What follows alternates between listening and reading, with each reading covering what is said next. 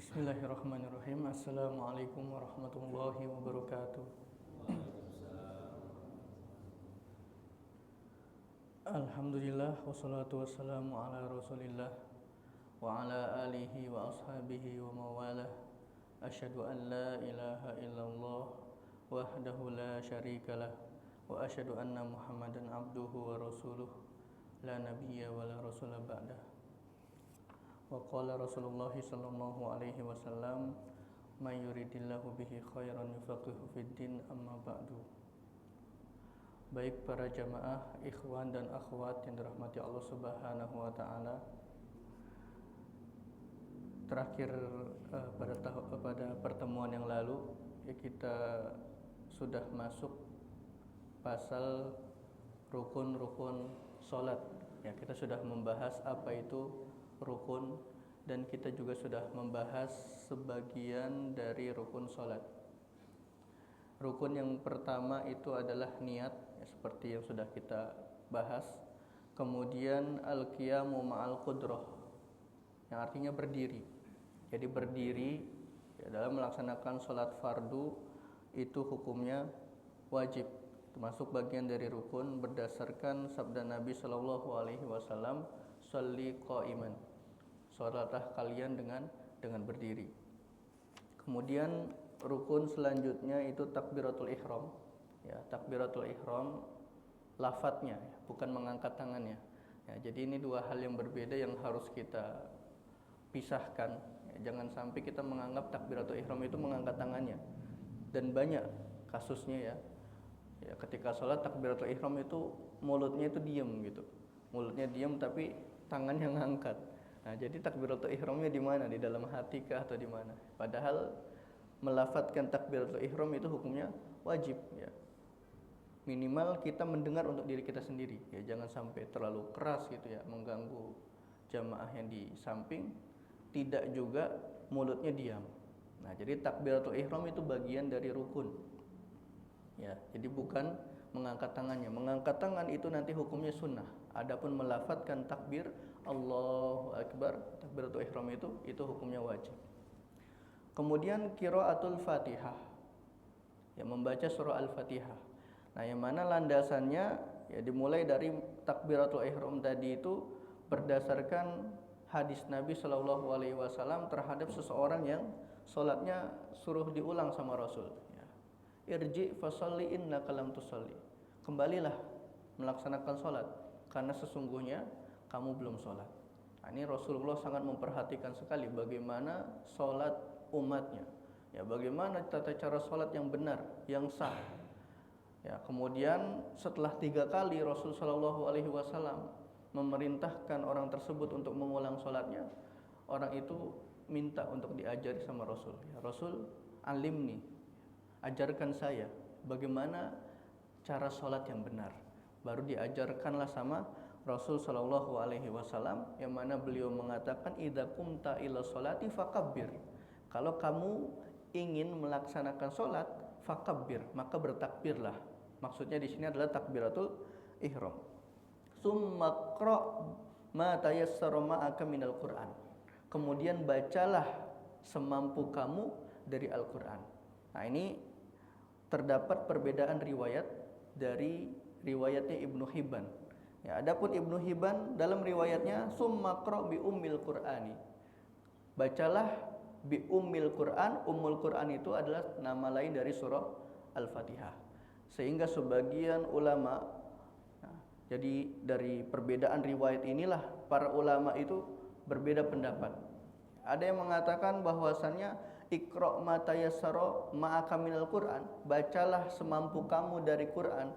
Ini menunjukkan bahwasanya Al-Fatihah itu tidak wajib, dan ini dianut oleh mazhab Hanafi. Ya, dalam mazhab Hanafi membaca surah Al-Fatihah itu tidak wajib, karena yang wajib itu membaca sebagian dari Al-Quran. Ya, adapun 3 mazhab sisanya yaitu Malikiyah, Syafi'iyah dan Hanabila menganggap Al-Fatihah itu bagian dari rukun sholat. Kenapa? Ya, berdasarkan riwayat Ibnu Hibban. Nah, jadi para ulama mengatakan bahwasanya riwayat Ibnu Hibban yang memiliki redaksi Summa qra bi ummil Qur'ani merupakan tafsir dari hadis sebelumnya. Dan tafsiran tersebut juga diperkuat dalam riwayat lain, la sholata liman lam yaqra bi Fatihatil Kitab. Tidak ada salat bagi orang yang tidak membaca surah Al-Fatihah. Maka ketika kita sudah mengetahui Al-Fatihah itu ternyata bagian dari rukun salat yang kalau kita tidak sempurna membacanya itu akan berpotensi dalam keabsahan salat kita. Nah, ini kita penting makanya memilih imam yang bacaannya itu baik dan benar. Ya khususnya dalam Al-Fatihah. Karena apa? Al-Fatihah itu rukun. Ketika bacaannya tidak benar ya, salah-salahan, apalagi dapat mengubah makna, maka salat yang kita kerjakan itu tidak akan sah. Ya, maka penting nih untuk memilih imam yang bacaannya itu tartil, ya sesuai dengan sanadnya, ya, bisa panjang pendek, minimal panjang pendeknya lah, tidak sampai merubah makna ayat. Ya, karena banyak kalau kita saksikan kayak di beberapa daerah itu tidak memperhatikan hal ini. Contohnya kayak bacaan Al-Fatihahnya itu alhamdulillahirabbil alamin arrahmanirrahim maliki yaumiddin, itu akan merubah makna ayat kalau kayak seperti itu ya. Dan itu bisa berpotensi sholat yang kita kerjakan itu enggak sah.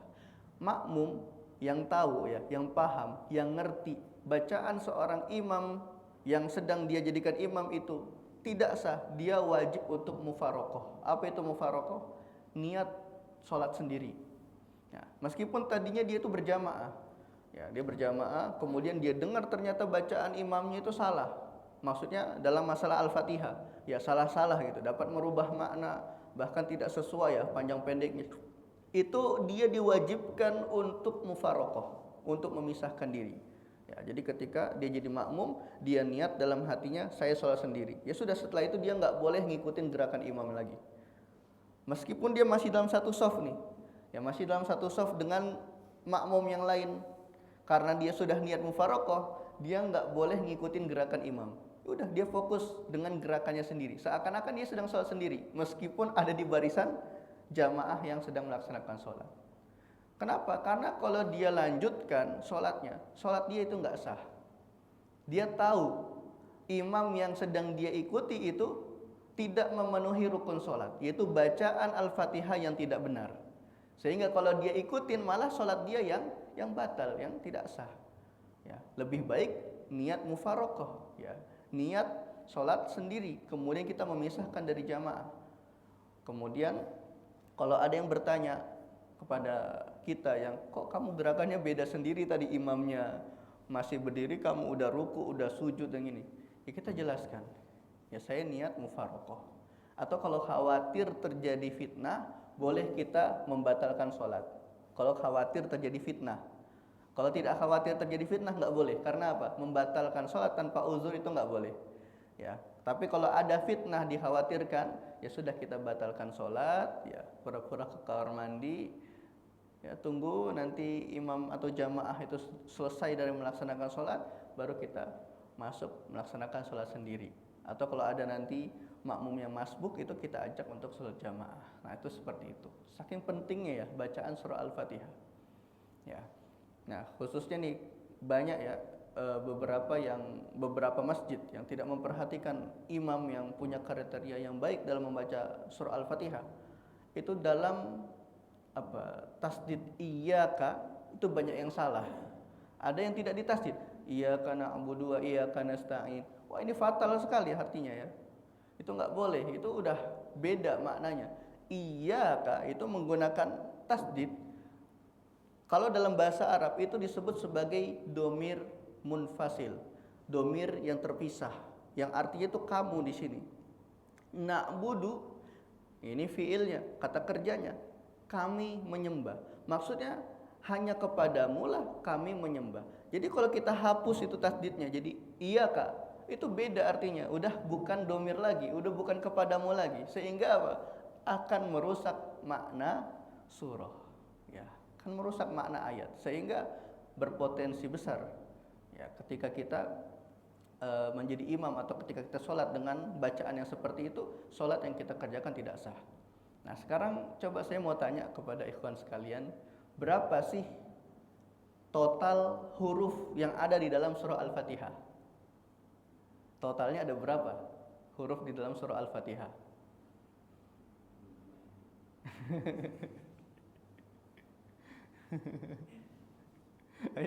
Yang udah pernah ngitung siapa?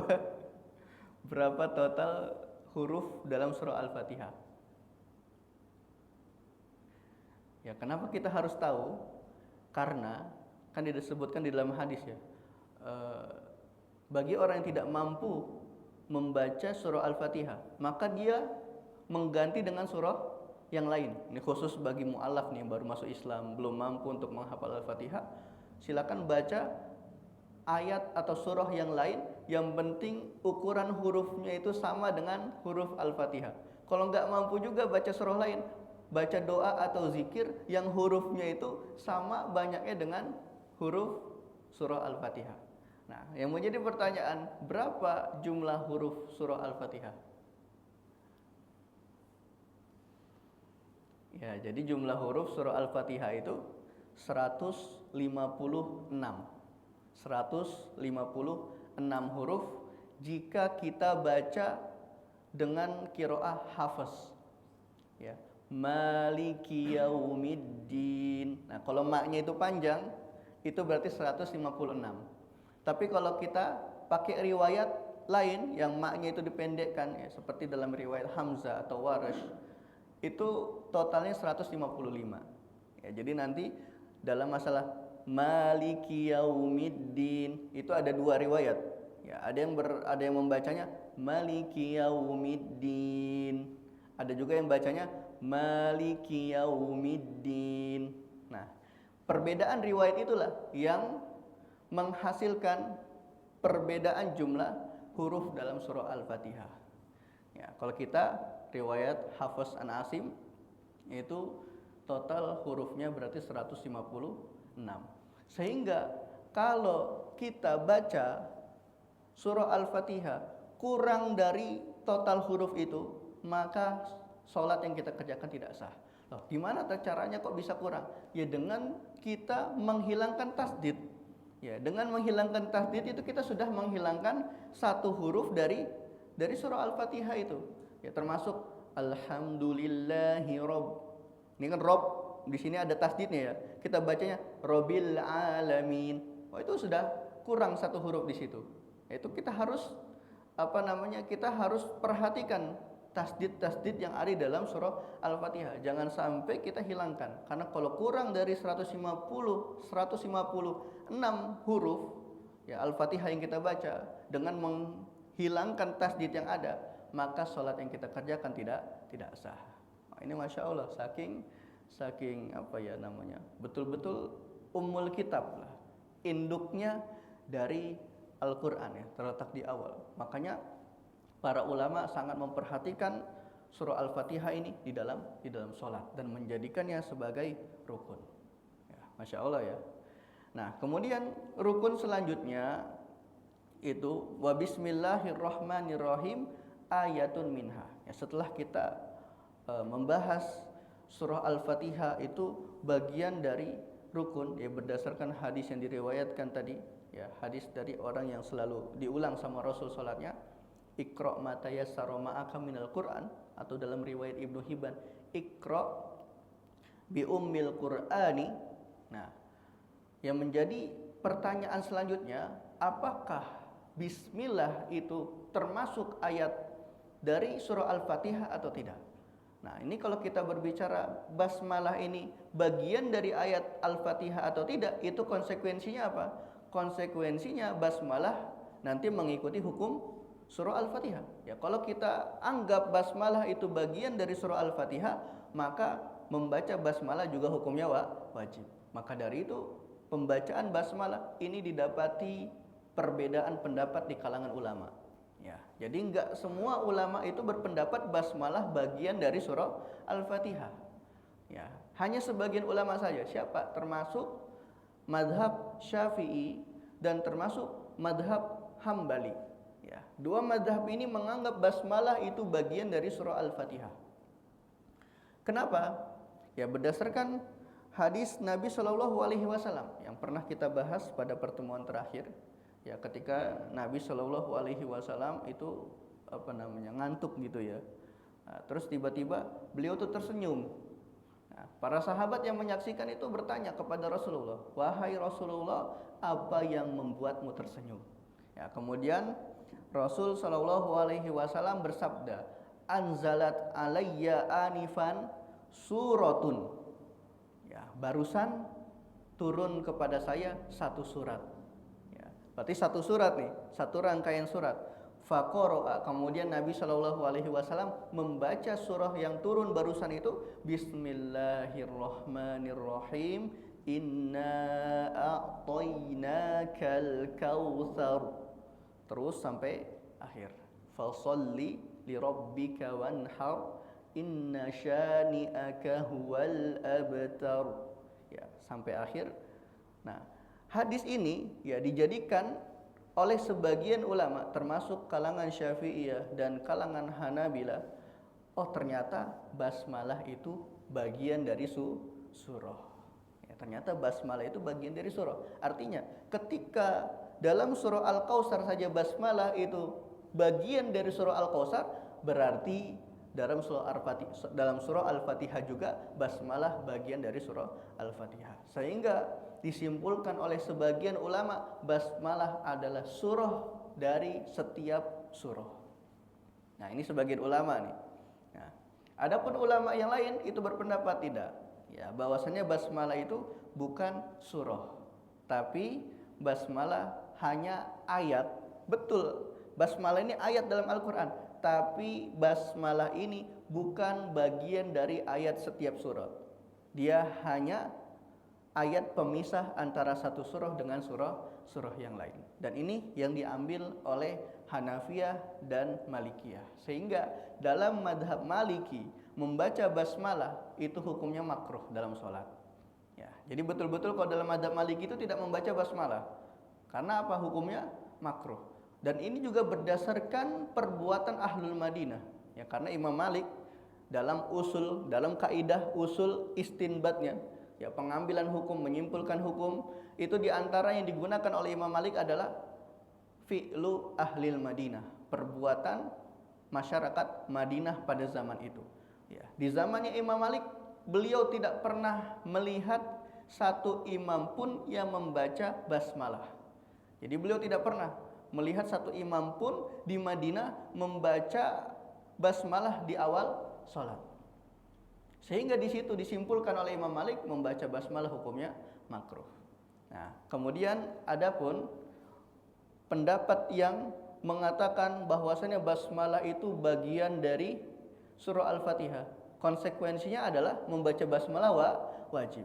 Dan itu dianut oleh mazhab Syafi'i dan Hambali. Tapi antara dua mazhab ini itu berbeda metode atau cara membaca basmalah. Dalam mazhab Syafi'i, membaca basmalah itu dengan jahar. Ya, membaca basmalahnya dengan jahar karena didapati adanya riwayat. Sedangkan dalam mazhab Hambali, membaca basmalahnya itu disunnahkan sir. Nah, ini beda nih metode nih. Ya, mazhab Syafi'i mensunnahkan, ya di sini mensunnahkan membaca basmalah itu dengan jahar, dijaharkan. Makanya mungkin kalau kita saksikan di beberapa masjid yang membaca basmalahnya itu dengan jahar, ini rujukannya ke mazhab Syafi'i. Kemudian kalau kita saksikan di sebagian masjid itu membaca basmalahnya dengan sir, ya terdengar Bismillahirrahmanirrahim. Itu ada terdengar itu basmalah sir, itu merujuk kepada mazhab Hambali. Tapi kalau kita saksikan ada masjid yang tidak membaca basmalah sama sekali, ya langsung takbir Allahu Akbar, Alhamdulillahi Rabbil Alamin, langsung Alhamdulillah tanpa basmalah. Berarti itu merujuk kepada mazhab Maliki, ya, yang menganggap bahwasanya basmalah itu tidak disunahkan di dalam sholat. Gitu. Nah, adapun kedua mazhab ini kok bisa berbeda nih antara Syafi'iyah dan Hanabilah? Ya, ternyata Imam Ahmad bin Hambal itu juga mendapati dalil, ya, Abu Bakar, kemudian Umar, Utsman itu tidak pernah menjaharkan basmalah. Sehingga untuk menggabungkan antara dua dalil nih, ya, Imam Ahmad itu masuk kepada dua dalil yang membaca basmalah, membaca basmalah dengan jahar. Kemudian dalil yang Abu Bakar, Umar, Utsman itu tidak membaca basmalah. Terus gimana? Maka Imam Ahmad bin Hambal mencoba mengkompromikan antara dua dalil itu, sehingga disimpulkan dalam madhabnya membaca basmalah hukumnya wajib tapi sir.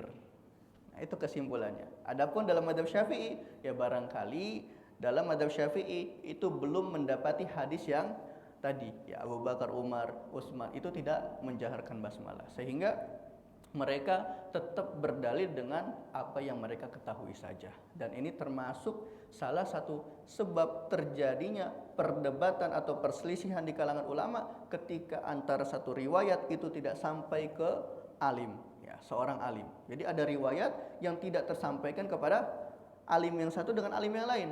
Ya, alim yang satu sudah sampai nih, satu ulama ini sudah sampai hadis kepadanya, kemudian ulama lain itu belum sampai hadis yang sudah sampai ke ulama yang pertama ini, sehingga apa?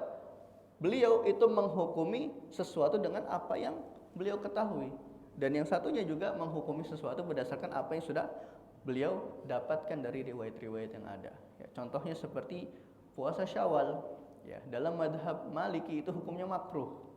Ya, coba ya, Imam Malik itu menyelisihi jumhur ulama, ya, yang mengatakan puasa Syawal itu hukumnya sunnah, bahkan keutamaannya barang siapa yang puasa Ramadan, ya, man shoma Ramadana wa atba'ahu bisitti min Syawal, ya, kemudian diikutkan dengan 6 hari puasa Syawal, kana kasiyami dahri, ya, dia seperti puasa selama 1 tahun. Nah, ini keutamaan yang ada di dalam hadis. Loh, kok bisa tiba-tiba Imam Malik itu memakruhkan puasa Syawal padahal ada keutamaannya? Maka sebagian ulama memberikan uzur, barangkali Imam Malik belum sampai kepadanya hadis keutamaan Syawal. Nah, inilah termasuk salah satu sebab terjadinya perselisihan ulama ketika antara satu riwayat itu tidak sampai kepada alim yang satu dan sampai kepada alim yang lain. Ya, jadi kalau kita merujuk kepada mazhab Syafi'i dan Hambali, basmalah itu kesimpulannya wajib, hanya saja bedanya kalau dalam mazhab Syafi'i itu disunahkannya jahar, kalau dalam mazhab Hambali itu disunahkan sir. Kemudian selanjutnya rukun selanjutnya itu adalah ruku. Ya, rukun selanjutnya adalah ruku. Ya, ruku itu minimal banget, ya, seminimal banget itu seukuran tangan kita itu sampai ke lutut. Ya, jadi kayak misalnya tangan kita seperti ini sampai nih ke lutut nih. Nah, ini minimal banget. Berarti seukuran ini itu ukuran paling minimal ruku. Ya, meskipun paling sempurnanya itu kalau lurus. Ya, tapi kalau minimal banget seperti tadi itu. Wa tuma'ninatu fihi, kemudian tumakninah, ya harus tenang. Ya, ruku Allahu Akbar, tenang dulu rukunya. Jangan sampai baru turun belum ada seukuran subhanallah ini udah bangkit lagi gitu ya. Nah, itu tidak dianggap tumakninah. Nah, tumakninah itu bagian dari rukun. Nah, tapi sebagian ulama mengatakan dia syarat dari rukun. Ya, dan ini pendapat yang muktamad, syarat dari rukun. Nah, rukun ruku itu disyaratkan harus ada tumakninah, sehingga kalau syaratnya tidak terpenuhi maka rukun ruku itu tidak sah. Jadi kalau sholatnya baru ruku Allahu Akbar sami Allahu liman hamidah Allahu Akbar, itu tanpa ada tumakninah itu, maka sholat yang dikerjakan tidak sah. Kemudian rukun selanjutnya itu ar-raf'u wal i'tidal, yaitu mengangkat, ya, mengangkat dari ruku sampai i'tidal. Wa tuma'ninatu fihi, juga tumakninah, ya, ketika i'tidal itu juga diwajibkan untuk tumakninah. Wasujudu wa tuma'ninatu fihi, kemudian setelah i'tidal itu sujud juga dianjurkan, ya, bahkan diwajibkan dalam sujud itu harus tumakninah, ya. Ketika sujud itu ada 7 anggota yang wajib mengenai lantai, ya. Yang pertama itu jabhah, itu kening. Kemudian yang kedua dan ketiga itu tangan. Kemudian keempat, kelima lutut. Kemudian keenam dan ketujuh jari-jari kaki. Ya. Dan ini wajib untuk mengenai lantai. Ya. Adapun hidung itu hukumnya sunnah mengenai lantai. Karena apa? Dia mengikuti kening. Kemudian rukun selanjutnya wal julusu baina sajdatain, duduk antara dua sujud. Ya, duduk antara dua sujud itu juga termasuk rukun di dalam sholat. Wat tuma'ninatu fihi, begitupun tumakninah. Ya, ketika duduk antara dua sujud itu diwajibkan harus adanya tumakninah, tenang. Ya, nggak boleh baru duduk antara dua sujud langsung sujud lagi. Itu harus ada tumakninah dulu. Nah, kemudian rukun selanjutnya itu wal julusu al akhir, ya, duduk tasyahud akhir. Nah, ini duduknya nih, belum berbicara tasyahud akhirnya. Duduknya aja itu sudah rukun, ya. Duduk tasyahud akhir itu sudah rukun. Dan ini berdasarkan hadis yang diriwayatkan dalam kitab Sahih Bukhari dari Abu Humaid As-Sa'idi radhiyallahu anhu fi sifati sholati an-nabi, ya, ketika menjelaskan tata cara sholatnya Nabi Shallallahu alaihi wasallam. Qala, yaitu Abu Humaid berkata, ana kuntu ahfadzakum li sholati Rasulillah. Ya, kata Abu Humaid, dulu atau saya adalah orang yang paling hafal daripada kalian tentang tata cara sholatnya Rasulullah Shallallahu alaihi wasallam. Itu kata Abu Humaid As-Sa'idi. Kemudian beliau menjelaskan, wa fihi, di dalam tata cara sholatnya Nabi, fa idza jalasa fi raq'ataini jalasa ala rijlihi al-yusra wa nasaba al-yumna. Ketika seseorang yaitu duduk tasyahud awal, ya, tasyahud pertama, ya, fa idza jalasa fi raq'ataini, duduk pada rakaat kedua, jalasa ala rijlihi al-yusra, dia menduduki, ya, tata caranya gimana? Tata cara duduknya itu dia duduk di atas kaki kirinya. Wa nasaba al-yumna, kemudian kaki kanannya itu dia tegakkan. Ya, maksudnya gimana? Ini metode duduk apa? Iftirash. Ya, metode duduk iftirash.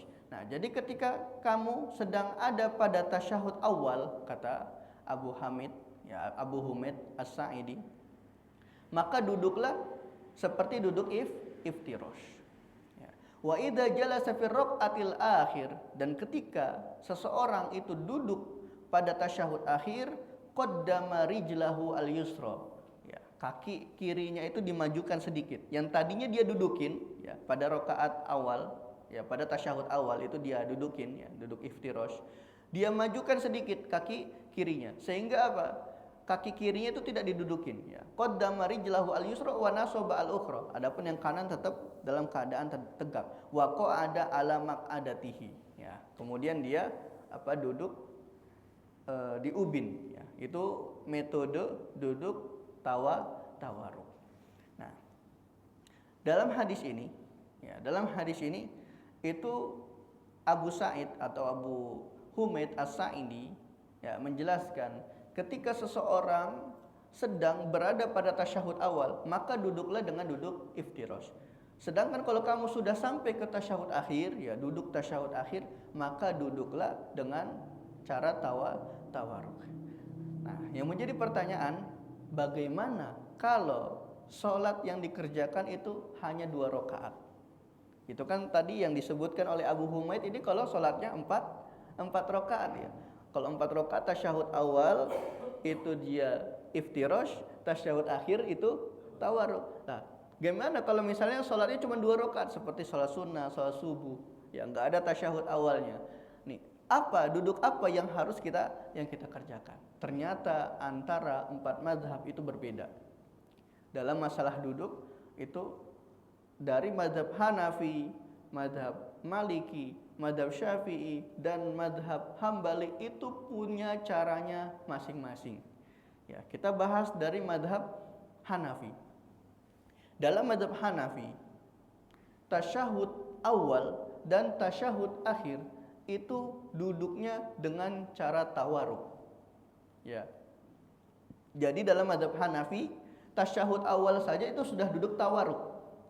Ya, tasyahud awal tawarruk, tasyahud akhir itu tawarruk. Itu dalam mazhab Hanafi.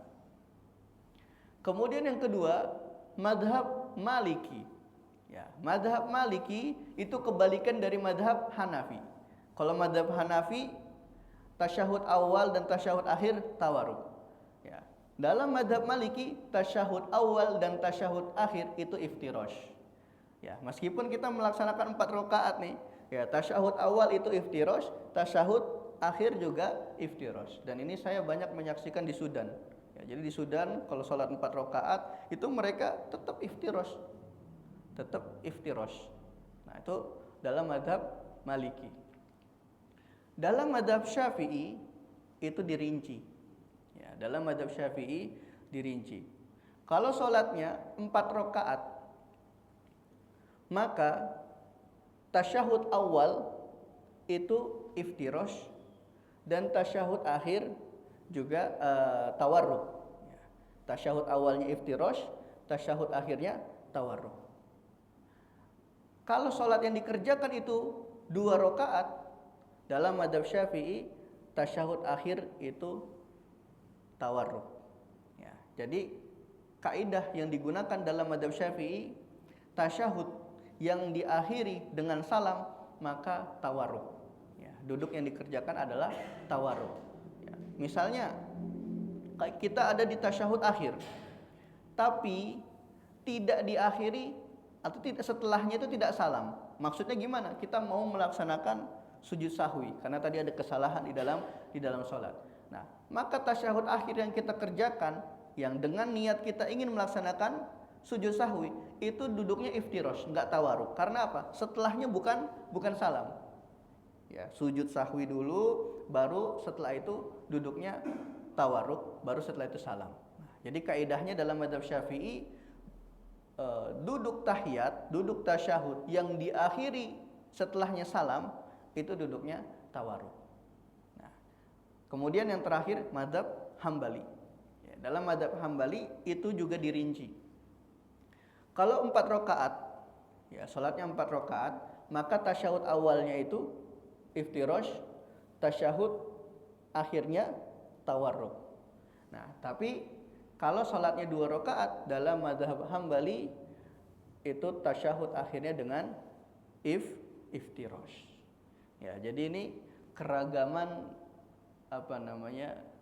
keragaman ibadah ini, tapi berdasarkan istinbat yang kuat. Ya, berdasarkan istinbat dan ijtihad yang kuat karena masing-masing mazhab itu memiliki pegangan dalilnya satu sama lain. Ya, dari mazhab Hanafi yang menganggap tasyahud awal dan akhir itu tawarruk. Mazhab Maliki menganggap tasyahud awal dan akhir itu iftirash. Mazhab Syafi'i yang membedakan antara 4 rakaat dan 2 rakaat, ya, yang artinya dalam mazhabnya setiap tasyahud yang diakhiri salam itu dia tawarruk. Kemudian dalam mazhab Hambali, ya, juga dirinci, ya, perbedaannya kalau sholatnya itu hanya 2 rakaat maka tasyahudnya itu menggunakan iftirash. Ya, ala kulli hal semua metode yang disebutkan itu semuanya benar dan bisa diamalkan. Karena apa? Masing-masing mazhab itu punya dalil yang kuat, gitu ya. Nah, masih berhubungan juga dengan duduk. Ya, isyarah. Ya, ada isyarah nih. Kan ketika kita duduk tasyahud itu ada isyarah, yaitu tangan, ya, telunjuk. Apakah telunjuk itu bergerak atau diam? Nah, ini juga saya ingin memaparkan dalam perspektif 4 madhab. Ya, dalam perspektif 4 madhab, ketika kita tasyahud, dalam madhab Hanafi, ya, dalam madhab Hanafi, kemudian dalam madhab Maliki, dalam madhab Syafi'i dan madhab Hambali, itu tidak ada syariat yang menganjurkan menggerakkan tangan. Jadi perspektif 4 mazhab itu tidak ada syariat yang menggerakkan tangan. Adapun kenapa terlihat bergerak? Nah, ini kita akan bahas nih. Kenapa kok terlihat bergerak? Nah, ini kita akan bahas. Dalam mazhab Hanafi, metode tasyahudnya seperti apa? Jadi pergerakan yang ada itu karena ada lafaz Allah. Ya. Jadi kalau dalam mazhab Hanafi turun, ya, seperti ini dulu, turun, ya, tidak langsung nunjuk.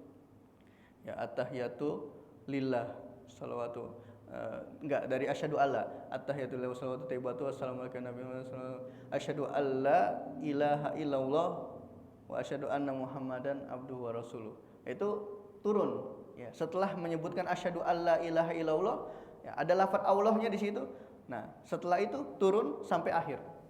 Sampai baca lanjut, itu tidak dilanjut itu. Ya, asyhadu alla ilaha illallah wa asyhadu anna muhammadan abduhu wa rasuluh. Allahumma sholli ala Muhammad. Terus sampai bacaan terakhir itu tidak dinaikkan lagi. Jadi dalam mazhab Hanafi, naiknya telunjuk itu cuman pada lafaz asyhadu alla ilaha illallah. Setelahnya turun sampai salam. Itu dalam mazhab Hanafi. Dalam mazhab Maliki, itu dari awal. Ya, dari awal itu sudah sudah menunjuk ini ya. Itu dari awal dalam mazhab Maliki. Jadi dalam at-tahiyatulillah, dari bacaan at-tahiyat itu sudah menunjuk ininya, kondisinya. Kapan turunnya? Turunnya itu ketika salam.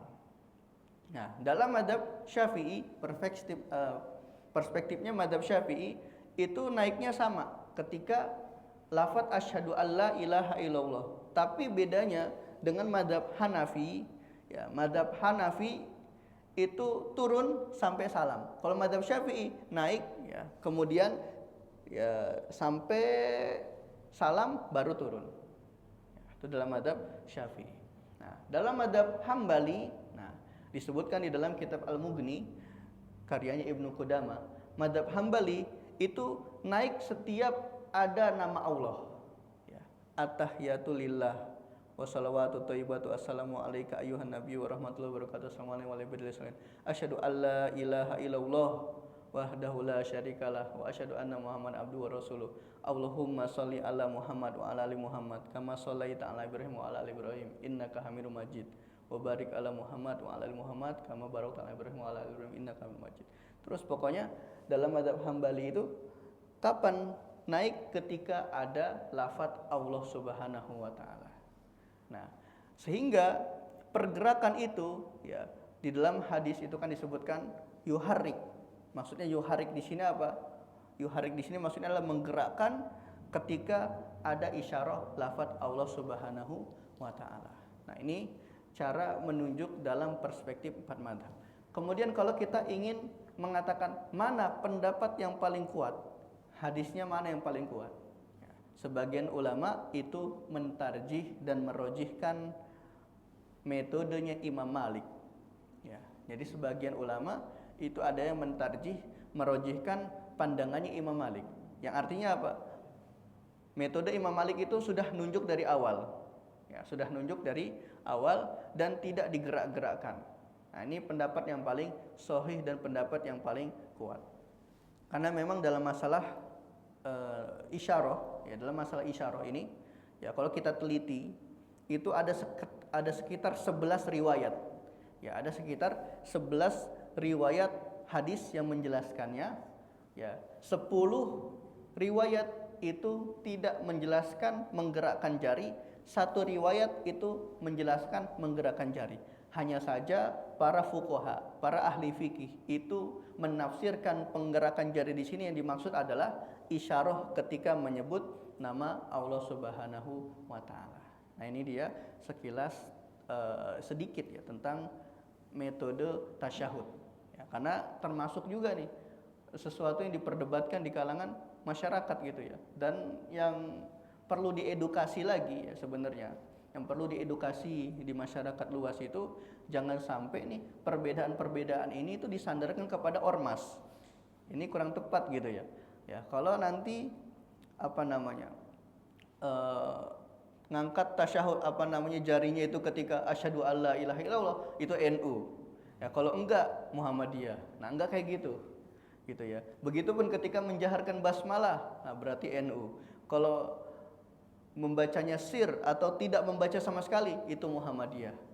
Nah, jadi jangan sampai kita menyandarkan pendapat ini itu ke ormas, karena yang berijtihad ini bukan ormas gitu ya.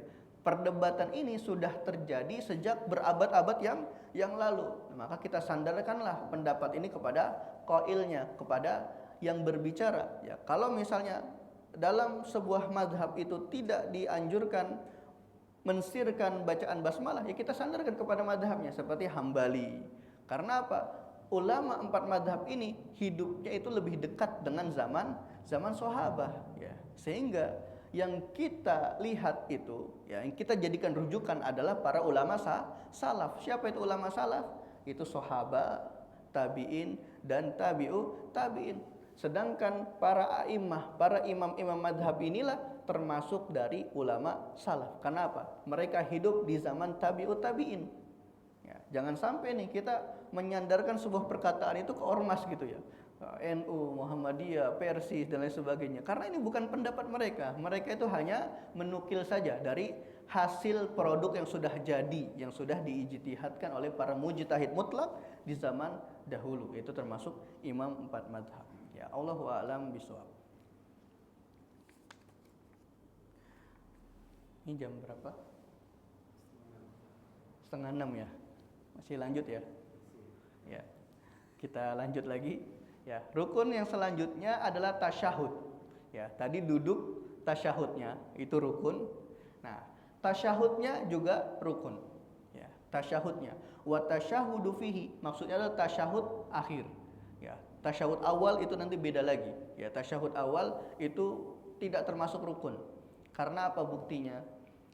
Ketika seorang imam itu lupa, kemudian bangkit ya, udah bangun, itu nggak boleh tuh imam itu kembali lagi.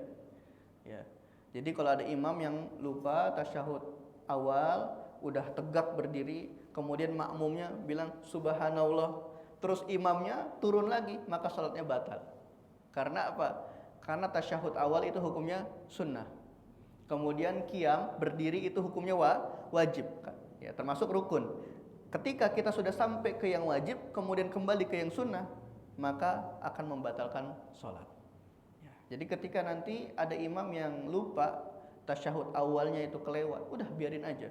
Ya, yang penting nanti sebelum salam itu ada sujud sahwi, ada sujud sahwinya. Dan itu menjadi bukti bahwasannya tasyahud awal itu bukan bagian dari rukun. Seandainya dia dijadikan rukun, maka yang meninggalkan tasyahud awal, sholatnya juga batal. Ya. Nah, tasyahud at-tasyahudu fihi, yang membaca tasyahud pada tasyahud akhir. Wadalla ala rukniyati tasyahudi, dalil yang menjadikan tasyahud itu sebagai rukun yang diriwayatkan oleh Imam Bukhari dan Imam Muslim dari Ibnu Mas'ud radhiyallahu anhu. Qala, beliau pernah berkata, kunna idza shalaina ma'an nabi sallallahu alaihi wasallam, dulu kita ketika salat bersama Nabi sallallahu alaihi wasallam, kunna naqulu qabla ayufradu alaina at-tasyahudu assalamu alallahi qabla ibadi.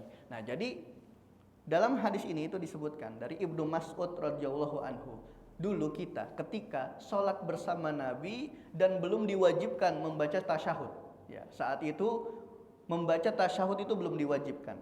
Para sahabat bacanya apa? Assalamu alallahi qabla ibadihi. Ya, kesejahteraan, keselamatan kepada Allah Subhanahu wa taala sebelum hamba-hambanya. Assalamu ala Jibril. Ya, keselamatan terhadap Jibril. Assalamu ala Mikail. Ya. Assalamu ala fulan wa fulan. Nah, jadi itu yang dibaca sama sahabat. Karena apa? Dulu belum diwajibkan untuk membaca tasyahud. Ya, jadi assalamu alallahi qabla ibadihi. Assalamu ala Jibril. Assalamu ala Mikail. Assalamu ala fulan wa fulan. Itu doa yang dibaca sama para sahabat sebelum diwajibkannya tasyahud. Falamman sorofa. Nah, kemudian Nabi dengar. Ya, Nabi dengar. Kemudian setelah selesai dari sholat, Nabi Shallallahu Alaihi Wasallam mendatangi para sahabat yang tadi bacaannya seperti itu. Kemudian kata apa kata Nabi? Faqala innallaha huwa assalam. Sesungguhnya salam itu adalah Allah. Ya, jadi assalam itu salah satu dari nama Allah Subhanahu Wa Taala. Fa idza jalasa ahadukum fi shalah falyaqul at-tahiyatul lillah sampai akhir.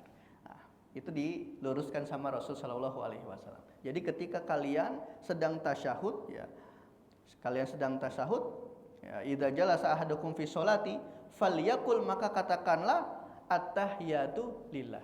Ya, jangan dikatakan assalamu alallahi qabla ibadihi. Karena hakikatnya makna assalam itu sendiri adalah salah satu nama dari nama-nama Allah Subhanahu wa taala.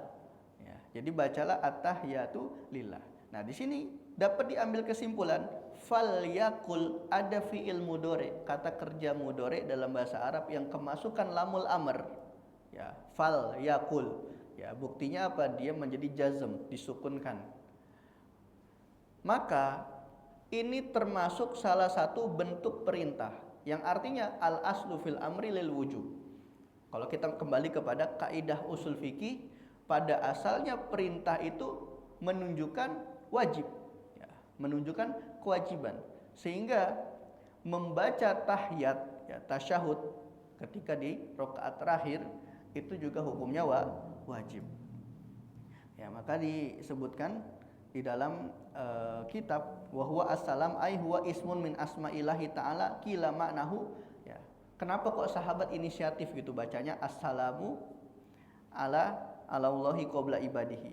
Ya, karena ternyata di antara makna dari salam di sini yang dimaksud oleh para sahabat salamatuhu mimma yulhaqu al khalqu minal aibi wal fana.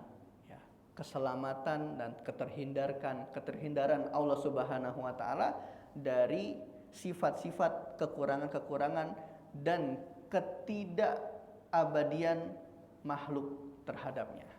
Ya, jadi supaya niatnya sahabat di sini adalah tanzih, untuk membersihkan dan mensucikan nama dan sifat Allah Subhanahu wa taala, mengagungkan Allah Subhanahu wa taala dari kekurangan-kekurangan makhluk, yang mana makhluk ini kan fana sifatnya, tidak abadi gitu.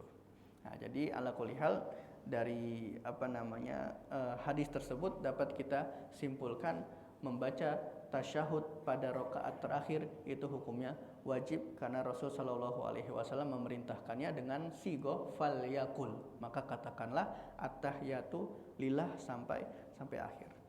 Nah, adapun sigohnya atau lafadz tasyahud itu sendiri itu ada banyak ya riwayatnya. Makanya dikatakan oleh Dr. Mustafa Adib dalam hasyiahnya, catatan kakinya, waqad waroda fi sigoti tasyahud riwayatun iddatun kulluha sahihatun. Ya. Banyak ya, ternyata terdapat riwayat yang menjelaskan tentang lafadz tasyahud yang mana semua riwayat itu sahih. Ya. Wasigotuhu al-kamilah al-mufaddalah lada Syafi'i. Ya, adapun lafadz ya yang dipakai di dalam mazhab Syafi'i itu merujuk kepada riwayat yang diriwayatkan oleh Imam Muslim dari Ibnu Abbas radhiyallahu anhu qala kana Rasulullah sallallahu alaihi wasallam yu'allimuna tasyahuda kama yu'allimuna as-surata minal Qur'an. Ya, jadi Ibnu Abbas pernah mengatakan Rasul sallallahu alaihi wasallam itu pernah mengajari kita membaca tasyahud sebagaimana beliau mengajari kita membaca Al-Qur'an. Apa lafadznya? Ya, lafadz yang diriwayatkan dari Ibnu Abbas ini kemudian diriwayatkan oleh Imam Muslim. Lafadznya fakana yaqulu, ya Rasul sallallahu alaihi wasallam mengatakan at-tahiyatu al-mubarakatu as-salawatu at-thayyibatu lillah. Assalamu alayka ayyuhan nabiyyu wa rahmatullahi wa barakatuh. Assalamu alayna wa ala ibadillahi sholihin. Asyhadu an la ilaha illallah wa asyhadu anna Muhammadan Rasulullah. Nah, ini tasyahud. Ya, ini tasyahud. Adapun Allahumma sholli ala Muhammad, nah ini masuknya sholawat gitu ya. Tasyahud itu cukup sampai asyhadu alla ilaha illallah wa asyhadu anna Muhammadan Rasulullah. Ini dia tasyahud. Ya, wajib untuk dibaca.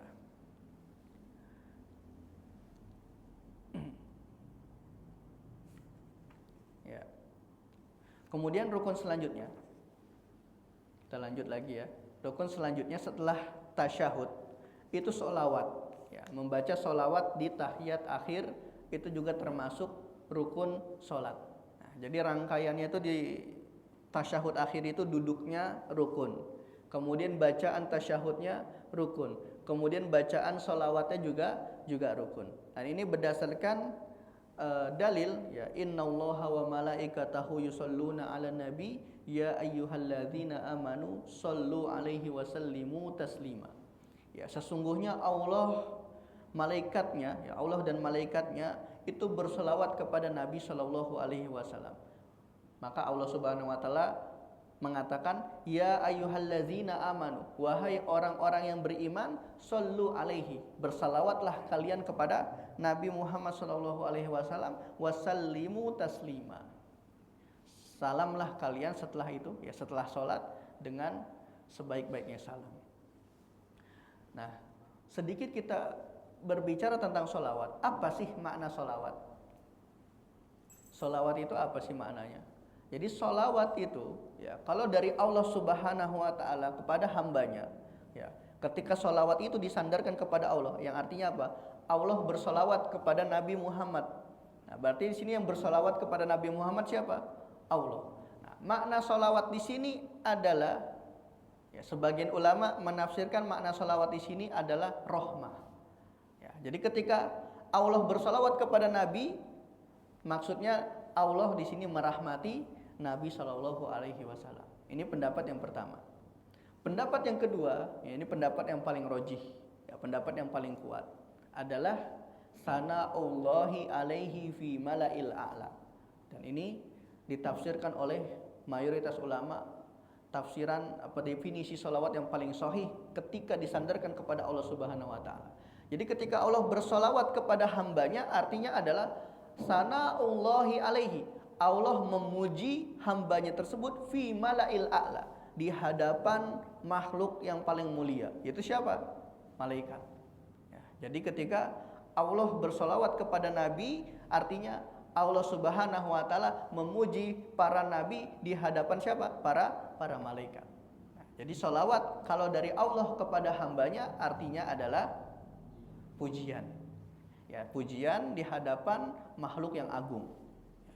Kemudian kalau sholawat itu dari malaikat, kan disebutkan di dalam ayat tadi, innallaha wa malaikatahu yusholluna 'alan nabi. Sesungguhnya Allah dan para malaikatnya itu berselawat kepada Nabi. Yang artinya malaikat juga berselawat. Apa artinya ketika malaikat berselawat kepada makhluk? Artinya istighfar. Ya, jadi ketika para malaikat itu berselawat kepada Nabi, artinya para malaikat itu memohonkan ampun atas dosa-dosa Nabi yang dikerjakannya. Begitupun ketika malaikat itu bersalawat kepada selain Nabi, kepada makhluk-makhluk yang lain, ya kepada manusia, ya kepada umat Islam, artinya malaikat itu memohonkan ampun kepada Allah. Ya, jadi salawat kalau dari malaikat itu artinya adalah istighfar, ya memohonkan ampun. Nah, terus gimana kalau dari manusia? Ya, salawat dari manusia. Ya, salawat dari manusia itu maknanya adalah doa. Ya, salawat dari manusia maknanya doa. Karena as-sholatu, sholat secara bahasa artinya doa. Adapun sholat secara istilah, af'alun wa aqwalun mubtada'atun bitakbir wa muhtatamatun bitaslim. Ya, sebuah perbuatan dan perkataan yang dimulai dengan takbiratul ihram dan diakhiri dengan salam. Nah, jadi sholawat sendiri ya tadi sudah kita bahas maknanya dan berdasarkan dalil innallaha wa malaikatahu yusholluna 'alan nabi sampai akhir. Ya, kemudian dari ayat tersebut waqad ajma'al ulama'u 'ala annaha la tajibu fi ghairi shalah. Karena kalau kita lihat lafadznya ya, dalam ayat tersebut innallaha wa malaikatahu yusholluna 'alan nabi ya ayyuhallazina amanu shollu 'alaihi. Shollu di sini fi'il amr, kata kerja perintah. Berselawatlah kalian kepada nabi. Yang tadi kita kalau berbicara dari sisi usul fikihnya, al aslu fil amri lil wujub, pada asalnya perintah itu menunjukkan kewajiban. Sehingga kalau kita pahami secara zahir, ya secara zahirnya kita pahami, ayat ini menunjukkan perintah wajibnya bersalawat gak? Perintah wajibnya bersalawat. Tapi ternyata ya, para ulama itu sudah menyepakati kewajiban bersalawat tersebut melainkan hanya di dalam sholat. Ya. Adapun di luar sholat itu hukumnya sunnah. Ya, hukumnya sunnah kita bersolawat kepada kepada Nabi. Bahkan perintahnya juga ya, ketika kita mendengar nama Nabi Shallallahu Alaihi Wasallam itu kita juga disunnahkan untuk bersolawat kepadanya. Apa keutamaan yang dijanjikan, kita akan mendapatkan syafaatnya nanti di hari kiamat. Nah, adapun kewajiban sholawat, ya, para ulama mengatakan waqad ajma'al ulama'u ala annaha la tajibu fi ghairi sholati. Ya, para ulama sepakat ijma di sini ya, bahwasanya sholawat itu tidak wajib fi ghairi sholah, selain di sholat. Fata'ayyana wujubuha fiha, maka wajibnya sholawat itu hanya khusus pada sholat. Waqad akhraja Ibnu Hibban wal Hakim al-ihsanu bitartibi sahih Ibnu Hibban as-shalah babu sifati shalah. Zakara al-bayan bi anna Nabi sallallahu alaihi wasallam inna masu'ila ani shalah alaihi fi shalah. Ya, jadi didapati di dalam riwayatnya Ibnu Hibban, ya, di dalam riwayat Ibnu Hibban ketika Nabi sallallahu alaihi wasallam ditanya tentang sholawat, ya, kapan wajibnya sholawat, maka Nabi Shallallahu Alaihi Wasallam menjawabnya fis sholah, yaitu hanya pada sholat saja. Ya. Dan redaksi hadisnya an Abi Mas'ud Uqbah bin Amr, dari Abu Mas'ud Uqbah bin Amr radhiyallahu anhu fi su'ali an kaifiyati sholati alaihi. Ya, ketika ditanya tentang bagaimana sholat Nabi Shallallahu Alaihi Wasallam, kaifa nusalli alaika, ya, bagaimana kita bersolawat kepadamu wahai Nabi Shallallahu Alaihi Wasallam. Idza nahnu shalaina alaika fi sholatina sallallahu alaika. Ya, ketika kita bersolawat kepada Nabi di dalam sholat, maka konsekuensinya Allah juga akan bersolawat kepada Nabi. Nah, ini ditanya sama salah seorang sahabat, yaitu Abi Mas'ud. Abu Mas'ud Uqbah bin Amr itu bertanya, wahai Rasulullah, apakah ketika kita berselawat kepadamu di dalam sholat, Allah juga berselawat kepadamu? Ya. Faqala, kemudian Nabi Shallallahu Alaihi Wasallam menjawab, Qulu Allahumma sholli ala Muhammad wa ala ali Muhammad kama shollaita ala Ibrahim wa ala ali Ibrahim innaka hamidun majid. Ya, ini redaksi yang diperintahkan oleh Rasul Shallallahu Alaihi Wasallam, sehingga di dalam ayatnya di sini juga menjadi perdebatan di kalangan ulama, apakah membaca sholawat itu ditambahkan sayyidina atau tidak. Itu ada khilaf di kalangan ulama. Ya, menurut pendapat yang paling sahih, yang paling dekat, ya, kita tidak perlu menggunakan sayyidina. Kenapa? Karena memang bacaan dalam sholat itu sifatnya tauqifiyah. Ya, sifatnya itu bersifat wahyu. Yang mana di sini Rasul Shallallahu Alaihi Wasallam mengatakan Allahumma sholli ala Muhammad, ya, Allahumma sholli ala Muhammad wa ala ali Muhammad, ya, tidak menambahkan sayyidina Muhammad. Adapun bagi ikhwan yang lain, ya, yang berpendapat bahwasanya menggunakan sayyidina itu adalah bentuk pengagungan, ya, terhadap Nabi Shallallahu Alaihi Wasallam, ya, kalau dalilnya demikian, ya, silahkan diamalkan berdasarkan keyakinan mana pendapat yang paling kuat. Adapun menurut mayoritas ulama, doa-doa yang ada di dalam sholat itu sifatnya tauqifiyah, sehingga kita tidak boleh merubahnya kecuali dengan adanya dalil.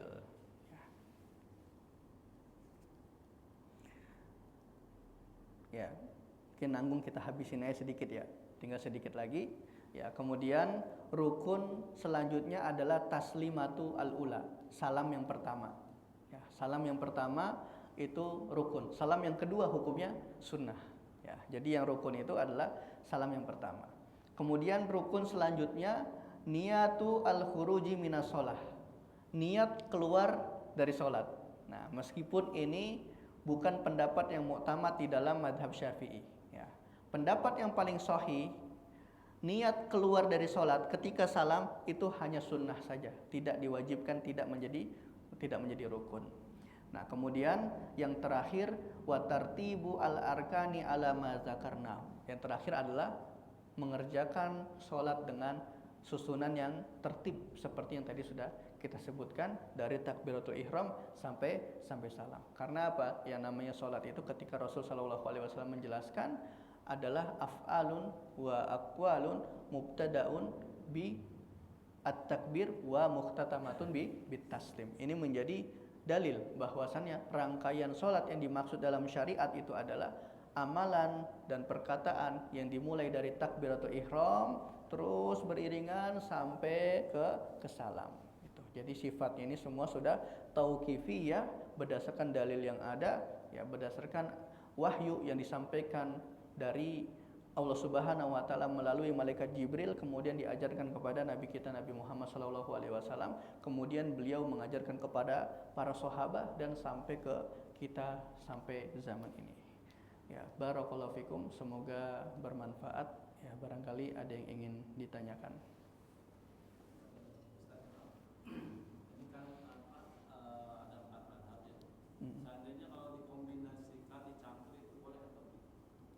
Ya, jadi mengkombinasikan madhab itu termasuk perkara talfik. Ya, perkara talfik. Talfik itu ada dua macam. Ada talfik yang mazmum, yang tercela, dan juga ada talfik yang mahmud, diperbolehkan.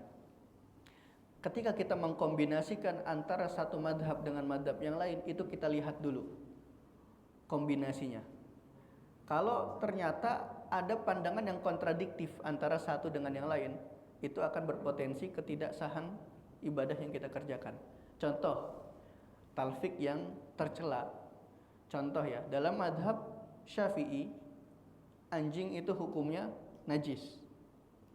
Sedangkan dalam madhab Maliki, anjing hukumnya tidak najis.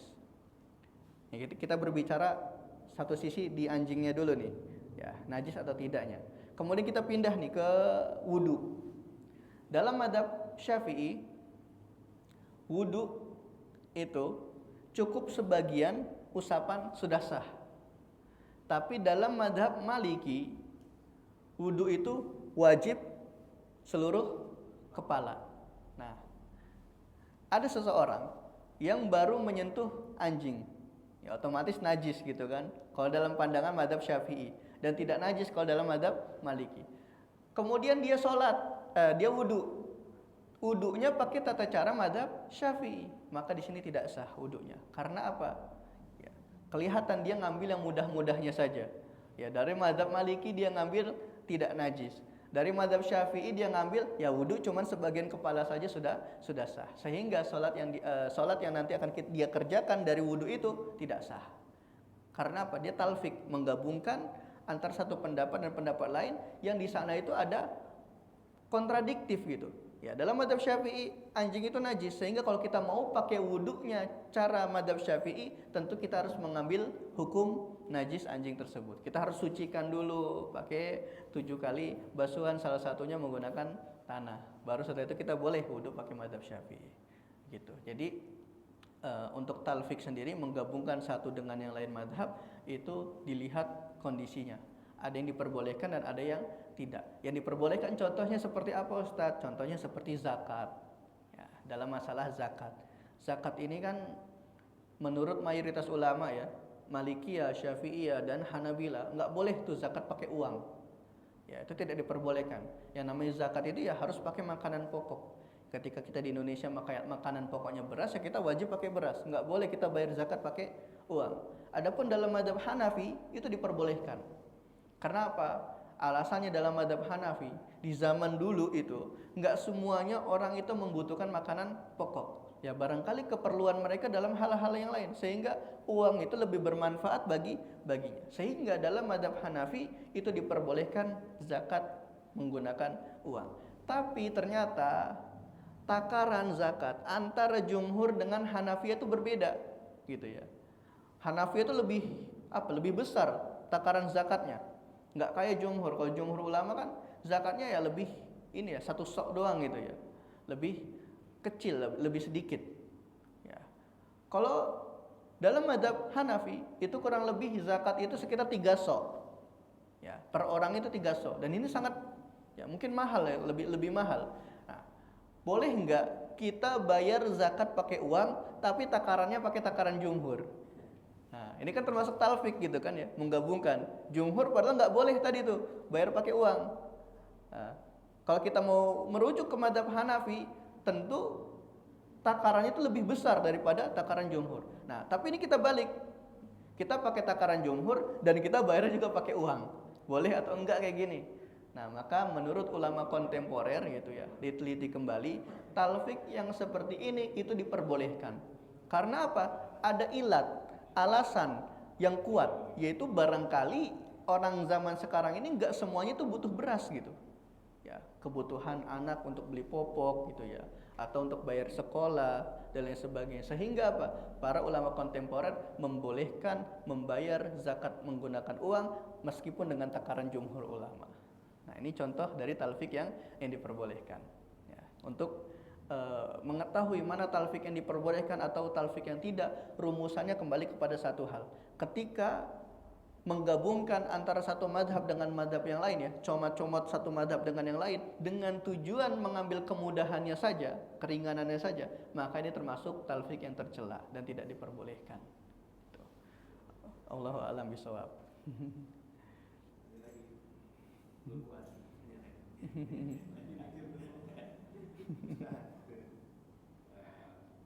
Jadi terkait dengan rukun kan surat Al-Fatihah ya. Iya. Jadi dicontohkan terkait dengan kita bermakmum.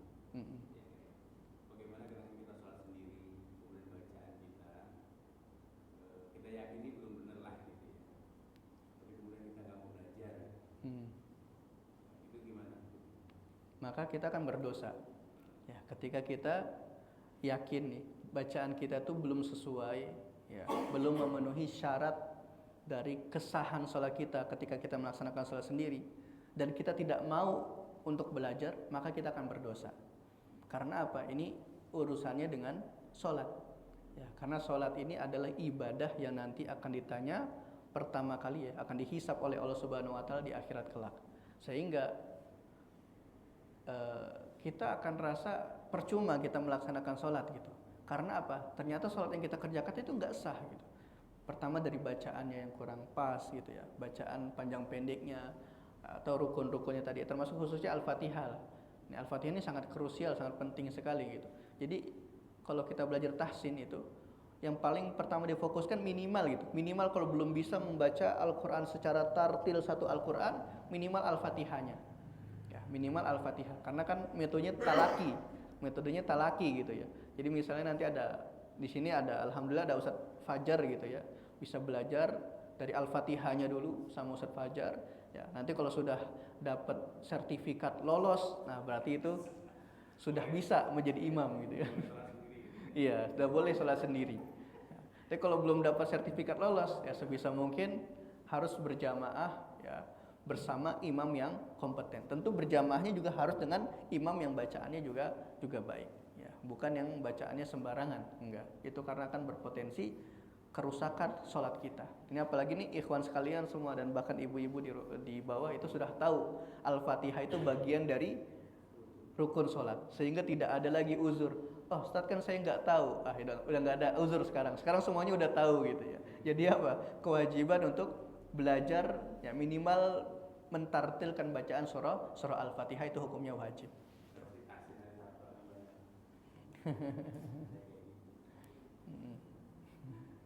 Ingat sini maksudnya gitu. Kita tuh kan belajar ya. Iya. Belajar itu kan untuk memperbaiki apa yang kita lakukan. Jadi kita jangan bermudah-mudah dengan sesuatu yang sudah kita lakukan. Gitu. Ini buat kita semua ya. Buat diri saya. Jadi kalau ada fasilitas dan kita sudah berusaha untuk menjalankan sunnah nanti, ya kita harusnya totalitas gitu. Waktu kita sisihkan. Sabtu itu kan kebanyakan kita libur. Di masjid ini Sabtu ada tahsin. Jamaahnya cuma 3 orang atau 4 orang.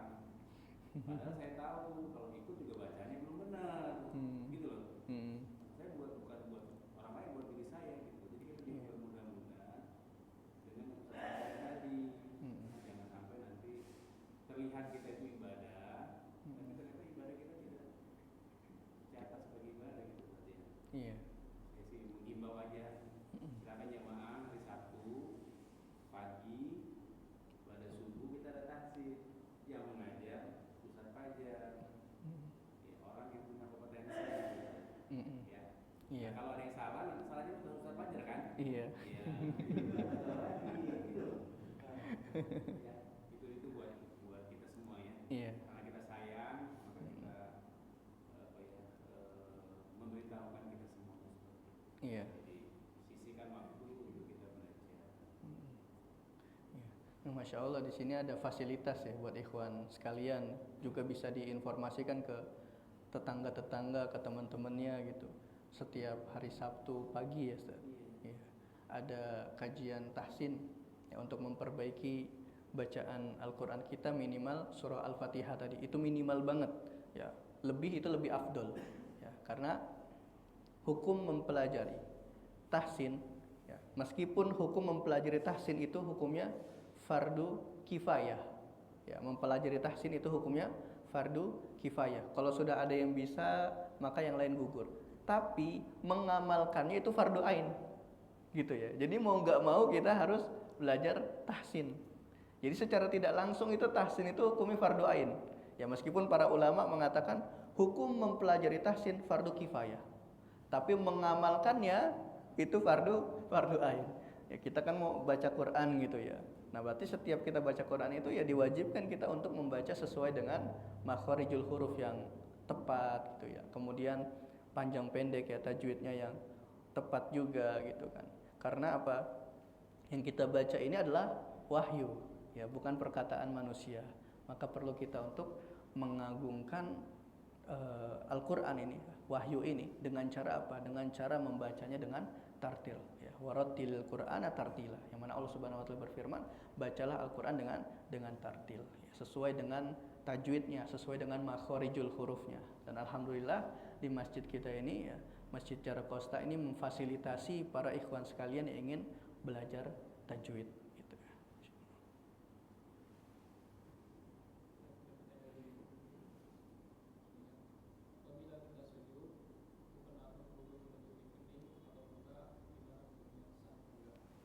Ya, jadi ketika kita sujud, kemudian mukennah itu menutupi kening, dapat membatalkan sujud yang kita kerjakan. Jadi sujudnya yang batal, ya, sujudnya yang tidak sah. Bukan berarti sholatnya. Artinya, ketika nanti kita ulang sujudnya, ya, atau kita anggap rokaatnya pada saat itu tidak sah, ya kita tambah satu rokaat lagi, itu sholat yang kita kerjakan sah. Karena kaidahnya gini, kita tidak diperbolehkan sholat di atas benda yang bergerak dengan tubuh kita. Artinya apa? Kalau kita pakai ya misalnya selendang yang panjang, selendang panjang itu kan bergerak dengan bergeraknya kita.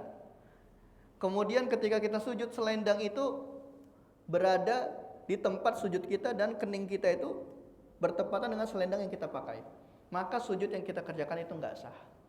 Kalau kita nggak peduli, ya kita lanjut aja, maka sholat yang kita kerjakan juga tidak sah. Kenapa? Karena sujudnya tidak sah, sujudnya batal. Sama saja kita sudah meninggalkan rukun sujud. Nah, ketika sudah salah satu rukun dari sholat itu batal, tidak sah, maka sholat yang kita kerjakan juga berpotensi tidak sah. Maka dari itu, ketika kita sujud, kita perlu memperhatikan area-area kita sujud. Ya, area-area kayak contohnya benda-benda yang bergerak dengan pergerakan kita, sebisa mungkin jangan sampai kita sujud di atasnya. Kayak mukennah, kemudian selendang, kemudian apalagi misalnya kalau rambut nggak termasuk. Kalau rambut sebagian aja itu udah kena, udah sah gitu.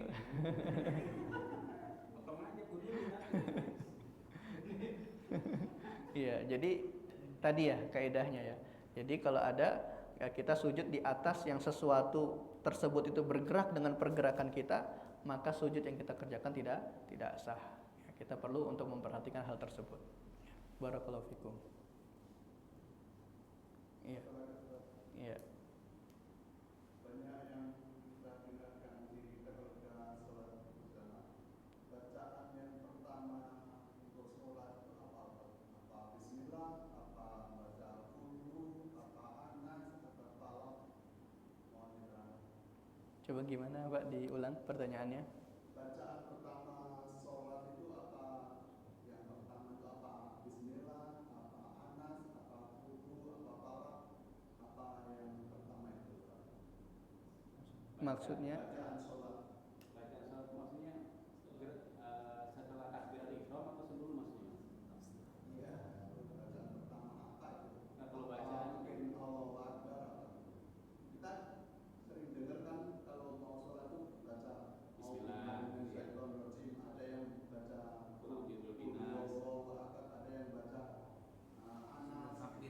Oh, sebelum takbir.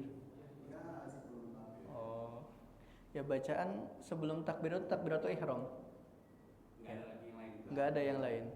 Ya, jadi bacaan pertama dalam sholat itu ya takbiratul ihram. Karena kan tadi disebutkan yang namanya sholat itu adalah perkataan dan perbuatan yang dimulai dengan takbir.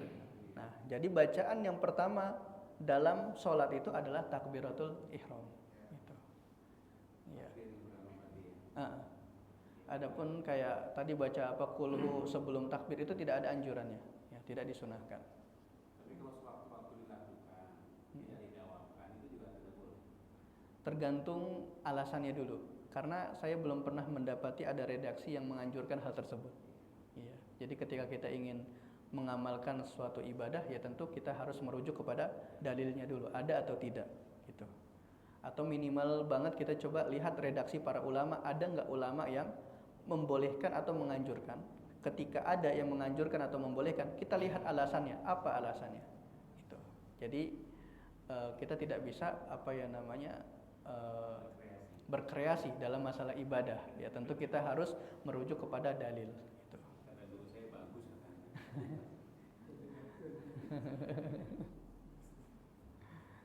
Iya, ada lagi yang lain? Banyak sih kalau mau ditanyain ya. Ya, saya sih mengimbau kembali aja, maksudnya ya, seperti Ustaz bilang tadi ya. Kan kita pernah tahu zaman sahabat itu ada sahabat yang jalan jauh banget ke masjid ya. Itu aja dilakukan gitu. Jadi kalau saya lihat sih jamaah di sini nggak jauh-jauh ya.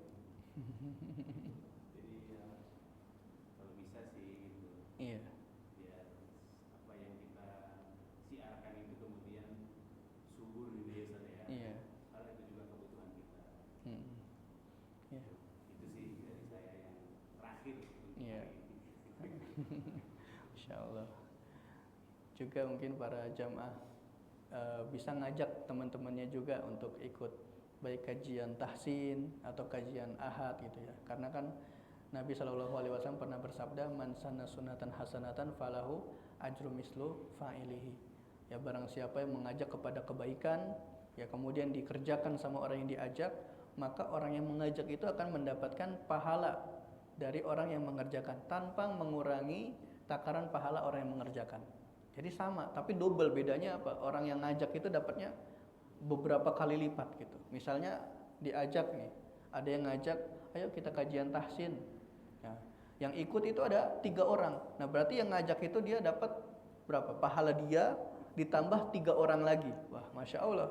Ya semakin banyak orang yang ikut dengan ajakan kebaikan dia, maka akan semakin banyak juga pahala yang dia peroleh. Nah coba kita amalkan nih hadis Nabi tersebut ya, man sana sunatan hasanatan, barang siapa yang mengajak kepada kebaikan. Kan ini termasuk investasi kita, investasi akhirat. Ya barangkali kita belum mampu untuk mengerjakan ibadah secara sempurna, tapi banyak jalur kebaikan lain. Ya diantaranya dengan cara mengajak pada kebaikan. Ini termasuk salah satu pintu kebaikan yang barangkali inilah jalur kita masuk ke jannahnya Allah Subhanahu wa taala. Gitu. Mungkin kalau kita lihat dari sisi ibadah kita kayaknya sulit ya ngumpulin pahala untuk bisa meraih surganya Allah Subhanahu wa taala. Ya kita harus berpikir gimana nih caranya supaya kita tuh mendapat keuntungan pahala yang berkali-kali lipat.